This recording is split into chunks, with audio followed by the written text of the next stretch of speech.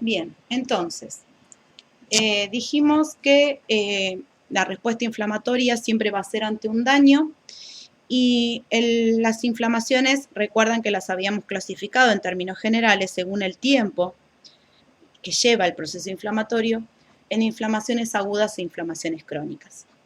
Ahora, los procesos inflamatorios agudos terminan entonces con la formación de un exudado. Ese exudado va a estar compuesto por células y por proteínas, por líquido que lo va a contener, y va a ser diferente según el daño que se provocó y el causante de ese daño, ¿verdad? Entonces es muy importante desde la anatomopatología poder hacer una descripción tanto macro como microscópica de ese exudado.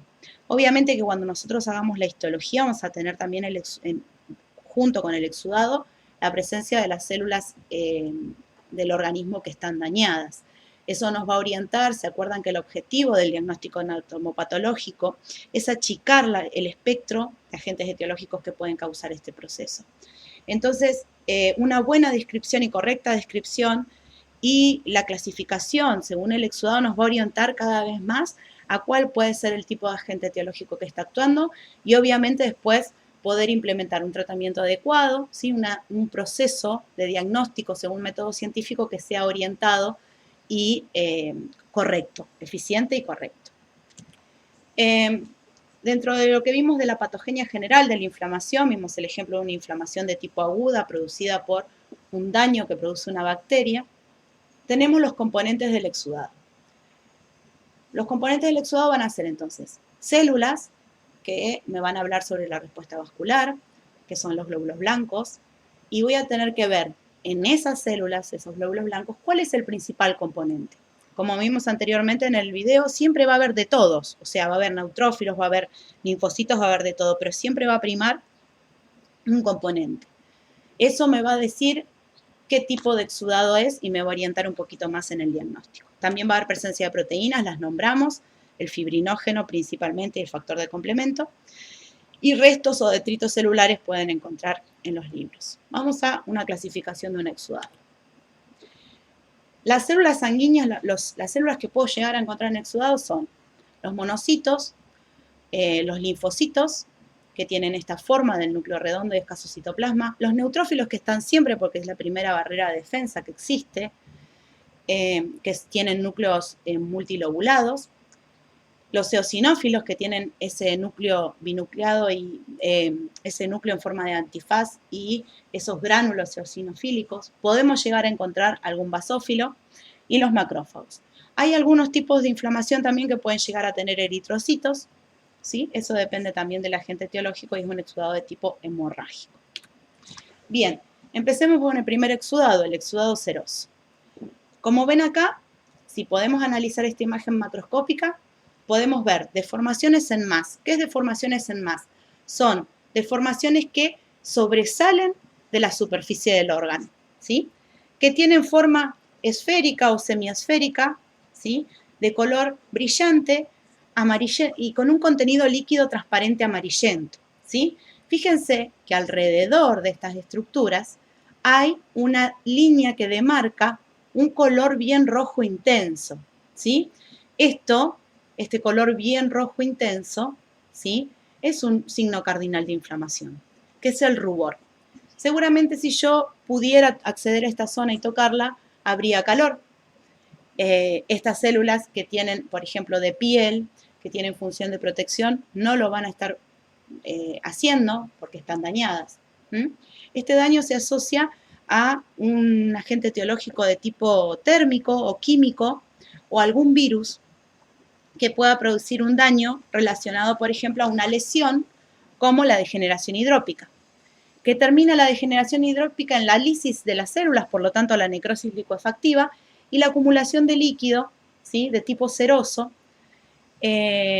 formando una ampolla.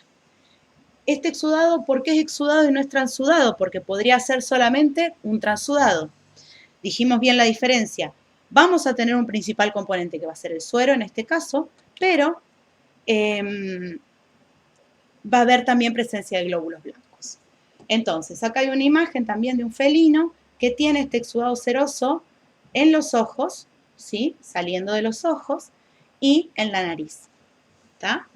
Entonces, perdón, pasé al catarro.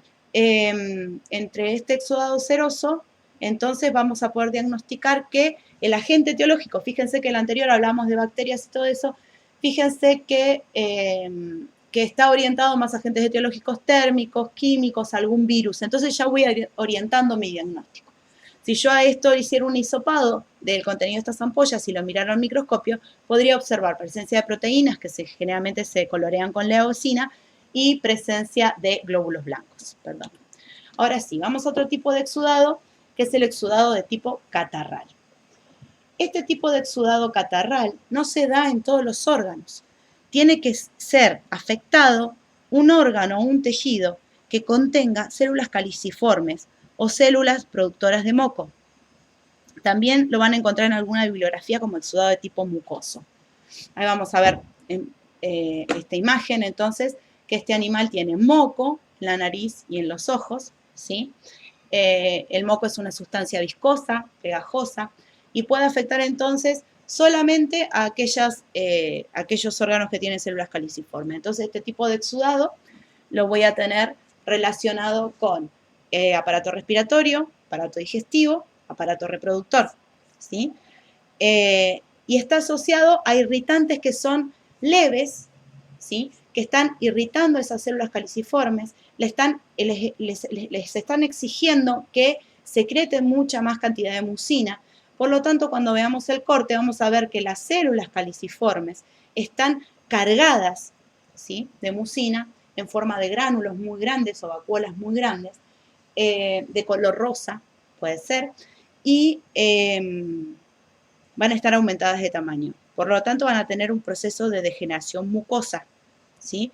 Entonces asociamos los tipos de lesión. Fíjense, en la anterior que era seroso, la degeneración hidrópica, en este exudado de tipo catarral, la degeneración de tipo mucosa. Acá en esta imagen también está en la nomenclatura, podría ser una rinitis, si se trata de la nariz, sinusitis si se trata de los senos paranasales, traqueitis de la tráquea, bronquitis de los bronquios, endometritis en útero, enteritis en intestino. Otro tipo de exudado que se puede formar es el exudado fibrinoso. Fíjense cómo vamos a ir complejizando. El exudado seroso, el catarral lo vamos a dejar por otro lado porque es específico de algún tipo celular. Pero el exudado seroso pareciera como que la patogenia de la inflamación se detiene en la salida de líquidos, proteínas y algunos glóbulos blancos como los neutrófilos. Hasta ahí se alcanzó a resolver este daño que se estaba produciendo. Si era un químico, con el líquido que salió se diluyó. Si era calor, con el líquido que salió hay pérdida de la temperatura, hay baja de la temperatura. Fíjense, en este segundo paso, esto también afecta a determinados órganos, ¿sí? Esto lo van a ver en membranas serosas, en las pleuras, ¿sí? En el peritoneo. Empieza a salir mucha fibrina, ¿sí? Que es una proteína que va a empezar a formar una red. Y macroscópicamente se ve de color blanquecino amarillento formando hebras o adhesiones que se dan adherencias, que se van a dar entre los órganos. Y microscópicamente vamos a ver la presencia de, entre las células, mucha cantidad de una sustancia homogénea de color eosinofílico, ¿sí? Entonces el proceso inflamatorio como que se detiene ahí. No necesita mandar más células de la inflamación, con la presencia de la fibrina ya está. ¿Cuál era la función de la fibrina? Formar una red, ¿sí? O una red de contención proteica que hace que no se disemine el agente etiológico. Acá tenemos un proceso de inflamación de tipo fibrinosa a nivel la imagen macroscópica y microscópica. Bien, si con eso no alcanza, empiezan a llegar las células de la inflamación y cada vez más. Empiezan a llegar muchos neutrófilos. Si el exudado está, la causa del proceso inflamatorio está relacionado ahora sí a una bacteria, a un agente etiológico extrínseco viable como una bacteria, van a estar opsonizadas y van a estar marcadas y van a desencadenar una respuesta de tipo inflamatoria purulenta, ¿sí? Purulenta viene de pus, ¿sí? O supurativa podría ser también, es de pus y desde exudado purulento o neutrofílico. El principal componente de este exudado van a ser los neutrófilos. Macroscópicamente, ¿qué vamos a ver? El enrojecimiento, ¿sí? La tumefacción, y en el exudado vamos a ver un líquido cremoso, blanco amarillento según la especie, ¿sí? Al que denominamos generalmente pus. ¿A qué daño está asociado esto? Los neutrófilos tienen muchas enzimas líticas. Por lo tanto, cuando estos neutrófilos empiezan a volcar enzimas para destruir a las bacterias, también destruyen a las células, ¿sí? Entonces se producen por procesos heterolíticos la necrosis licuefactiva del tejido. El exudado linfocítico es un exudado que está asociado a daños más leves, como una necrosis coagulativa, ¿sí? Y está asociado a la presencia generalmente, ¿sí? Generalmente, no siempre es así, de virus. Acá vamos a hablar específicamente del exudado linfocitario cuando hay virosis a nivel del sistema nervioso central. Ustedes saben que el sistema nervioso central tiene sus propias células de defensa, que son las células de la glía. Por lo tanto, cuando haya la presencia de algún virus que ataque al sistema nervioso central, la cantidad de células de la glía que va a haber va a ser mayor. Eso se llama gliosis. Después lo veremos con más detalle. Pero también el daño se representa con un fenómeno que se llama satelitosis, que es las células de la glía rodeando a las neuronas que están dañadas, y fagocitosis, las células de la glía fagocitando las neuronas dañadas. Otra cosa que ocurre, y acá va el exudado linfocítico, es que no difunde el exudado. Esto es un vaso sanguíneo, el que está acá arriba, bueno, los dos son unos vasos sanguíneos. Hay una hiperemia de tipo activa en la respuesta inflamatoria, y alrededor, en forma de manguito, se empiezan a depositar los linfocitos. Estos linfocitos tienen funciones, no sé si se acuerdan, de memoria, de desencadenar la síntesis de inmunoglobulinas más adelante. Se depositan alrededor del vaso, no difunden hacia el interior del órgano, y esto se llama manguito perivascular. ¿Sí? Ese es el exudado que podemos ver linfocítico. En otros órganos lo podemos asociar a la presencia de necrosis de tipo coagulativa, también producida por algún agente etiológico extrínseco viral. Bien, el último que nos queda es el exudado eosinofílico. La presencia de predominio de eosinófilos en una zona dañada nos puede hablar de varias cosas, y eso es muy importante describirlo cuando uno hace la anamnesis o cuando hace correctamente la elaboración del protocolo. La presencia de eosinófilos se asocia, por un lado, a una falla en las defensas, una respuesta exagerada en las defensas, que son reacciones de hipersensibilidad, conocidas generalmente como alergias, ¿sí? Y también ante la presencia de algún parásito. O sea, que si yo tuviese un intestino, por ejemplo, que tiene un daño, un animal que presentaba diarrea, y veo un daño a nivel de la luz de ese intestino, como una necrosis, por ejemplo, y veo el exudado con un predominio de eosinófilos, lo voy a relacionar más a la presencia de un parásito que a una reacción alérgica. No sé, espero que se entienda.